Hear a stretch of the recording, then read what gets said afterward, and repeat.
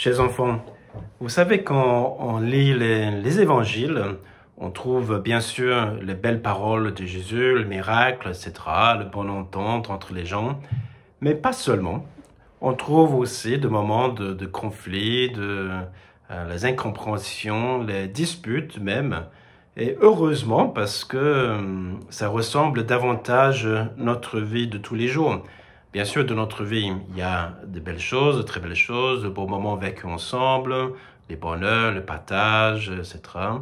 Mais il y a aussi le moment de dispute, de conflit, de mésentente, etc.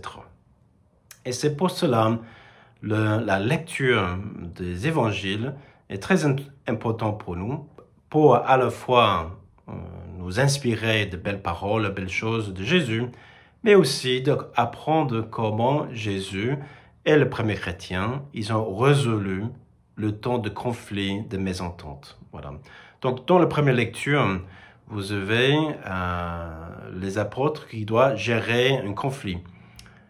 Vous savez, au début, le premier chrétien, il mettait tout ce qu'il y avait en commun et après, il distribuait ses biens de façon équitable selon le besoin de chacun. Mais, comme tu vois, bien sûr, il y a des conflits. Il y a toujours quelqu'un qui dit « Ah, tu as reçu plus que moi. Ah, mais moi, je reçois toujours rien. » Ou « Voilà, ce que moi, je voulais, tu veux donner à quelqu'un d'autre, etc. » Ça te parle, ça? Ça t'arrive à la maison parfois? Bon, en tout cas, quand j'étais petit, c'était comme ça à la maison aussi. Et alors, comment les apôtres, ils ont réussi à gérer cette situation? En lisant les évangiles, ou en ce cas, c'est les actes des apôtres, c'est pas seulement ce qu'ils ont fait, mais c'est aussi d'apprendre ce qu'ils ont pas fait. D'abord, les apôtres, ils n'ont pas pris parti en disant, voilà, on va favoriser ces couples-là et là, tu t'étais. Et en plus, on voit pas qu'ils se fâchent en disant, si c'est comme ça, on ferme la boutique, on parle plus. Voilà, c'est fini. Non. Avec beaucoup de patience, de bonté, même envers ceux qui râlaient le plus, ils ont dit comme solution, alors, vous allez choisir entre vous les gens qui vous considérez d'avoir l'estime de tout le monde, qui soit rempli de grâce et de l'Esprit Saint et de sagesse. Alors, ils n'ont pas dit, OK, pour le service de table, on va prendre le plus minable, le moins important, le moins intelligent, le moins estimé, mais non. Au contraire, pour cette tâche de servir les tables, on va prendre les meilleurs. Alors peut-être à la maison, ça te gonfle de rendre service, de débarrasser des machines, etc., passer l'aspirateur, voilà. Ou garder tes choses, bien rangées, ta chambre, etc. Et parfois, quand tes parents demandent quelque chose, tu le vois un peu comme une punition. Pourquoi moi? Voilà, c'est toujours moi qui fais plus. Elle fait jamais rien, etc., etc. Si c'est ainsi, alors tu manques encore un peu de sagesse et un peu de l'Esprit Saint. Parce que si tu voyais les choses correctement, comme Dieu le voit, tu comprendras. En fait, le service, se mettre au service des autres, c'est une véritable source de bonheur parce que tu es en train d'imiter davantage le Christ qui est venu pas pour servir, pas pour être servi, mais pour servir, de donner sa vie pour le rançon de multitudes. Donc, si on voyait les choses correctement, tel comme Dieu le voit, chaque acte de service, de charité que je peux faire envers les gens avec qui je vis, etc., ou même pour les autres, on doit se rivaliser en disant « Non, c'est moi, toi tu servi la dernière fois, allez, donnez-moi une chance. » Voilà. Où on trouve les occasions, même avant que nous soient demandés. Et combien de plaisir ça fera à tes parents de dire « Mais quel bonheur !» Tout le monde cherche le bien des autres, tout le monde se met au service des uns des autres. il n'y ait plus de disputes, il n'y ait plus de conflits, voilà. Ça, c'est la première chose qu'on peut retirer de la messe d'aujourd'hui, la lecture. Et dans l'Évangile, vous avez Jésus qui a besoin de pas gérer un conflit, mais juste un manque de compréhension. Tu vois, Philippe, il ne dit pas grand-chose pendant les Évangiles, et maintenant on comprend pourquoi.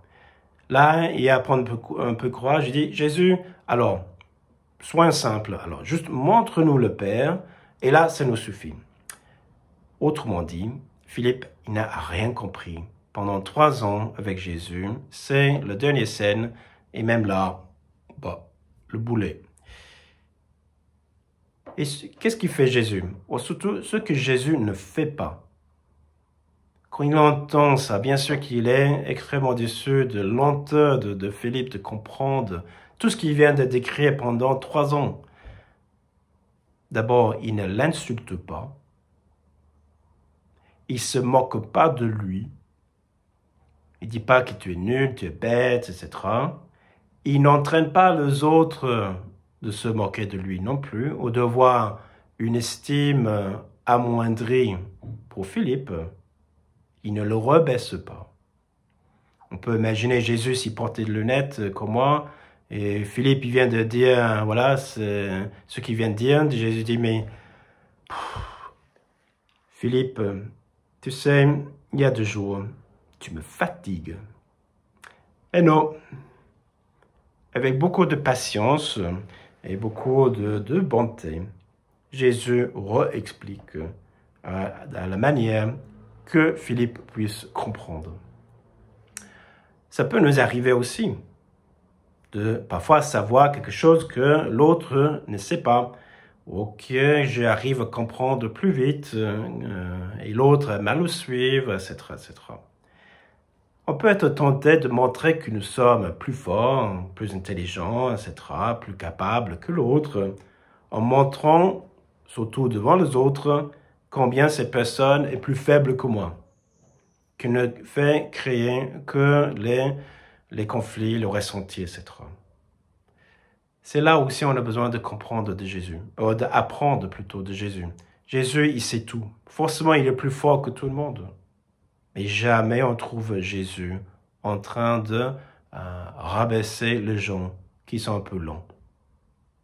Il est toujours là pour essayer d'élever, monter les autres.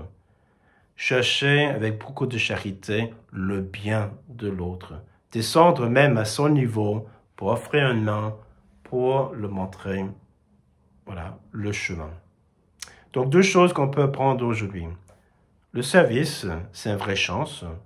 On doit l'acquérir avec beaucoup de simplicité, même de bonheur, même de le chercher avant que ce soit demandé.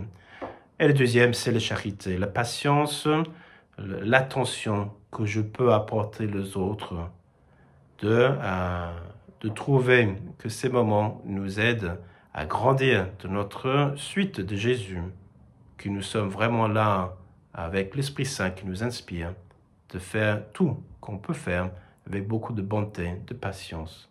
Et cela engendrera davantage de bonheur dans notre vie. Alors, je vous souhaite un bon dimanche de service et de charité fraternelle. Au revoir.